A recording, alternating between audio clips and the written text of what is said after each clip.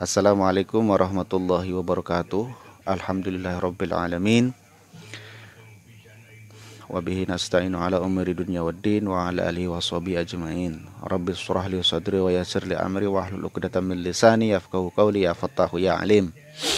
Amma ba'du.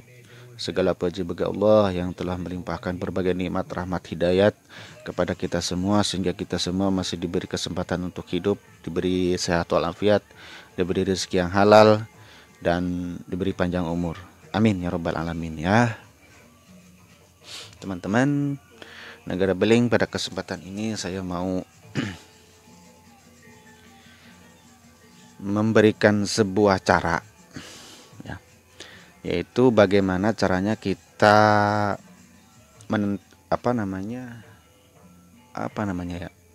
menentukan suatu konten YouTube itu rekayasa atau asli.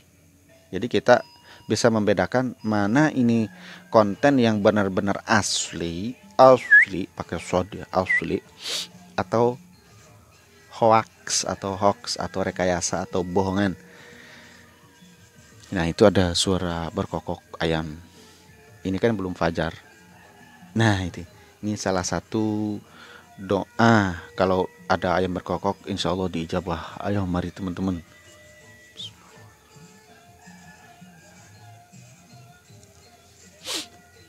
Karena biasanya kalau ayam berkokok itu dia melihat cahaya malaikat ya, ultraviolet, termasuk cahaya matahari. Cahaya malaikat itu sama cahaya ultraviolet yang hanya bisa dilihat oleh ayam. Oke, kembali ke permasalahan teman-teman. Saya akan memberikan cara bagaimana caranya membedakan suatu konten itu rekayasa, settingan, atau ini memang asli. Ini terutama dalam konteks konten-konten yang berbau mistis atau yang sekarang lagi viral ya, kayak konten-konten pembasmi dukun, konten-konten rukyah, sihir, dan yang di luar nalar lah. Kita bisa. Ini satu cara saja ya. Sebenarnya caranya banyak, tapi di sini saya hanya akan memberikan satu cara saja yang mudah-mudahan ini menjadi pintu gerbang untuk mengetahui konten ini asli atau bukan. Caranya sih banyak. Saya hanya akan berikan satu saja yang ini menurut saya sangat penting dan sentral, utama ya.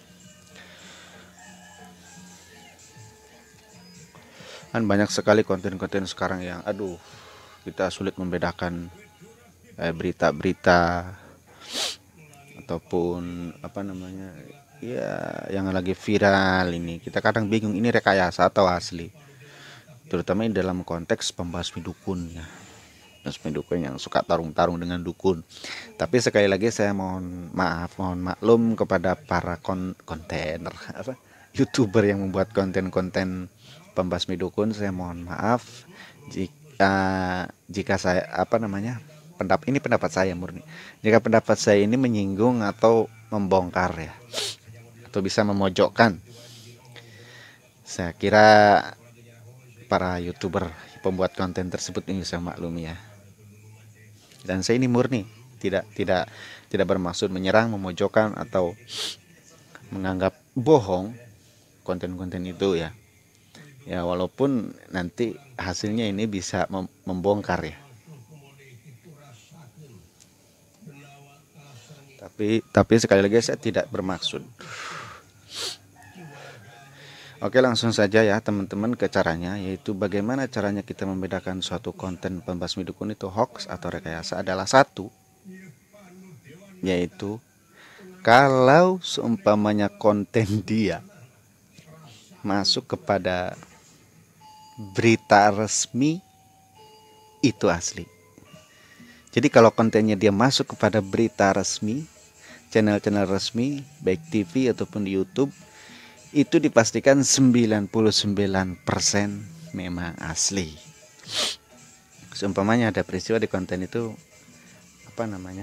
tentang gancet ya, masuk ke berita ya, minimal di channel-channel berita di YouTube ya, kayak Okezone, kayak Kompas TV, kayak Tribun, kayak ya syukur-syukur sampai ke masuk ke TV ya, TV One, ke Kompas, apa Metro, itu lebih bagus lagi. Berarti itu konten benar-benar asli, asli, asli. Apakah sound? Kalau tidak, itu dipastikan 99% rekayasa. Karena sekecil apapun biasanya berita kayak apa namanya, berita-berita yang sepele saja kadang-kadang kalau memang asli itu masuk ke pemberitaan ya, ke media masuk. Kayak menemukan buaya di sungai.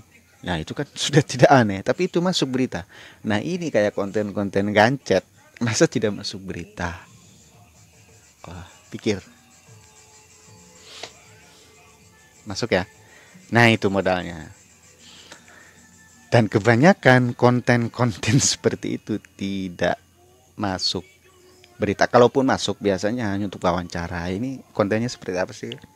Jadi tidak membahas satu konten itu saja, tapi secara global biasanya. Biasanya lebih membahas kepada topik suatu channel atau orangnya atau youtubernya sendiri.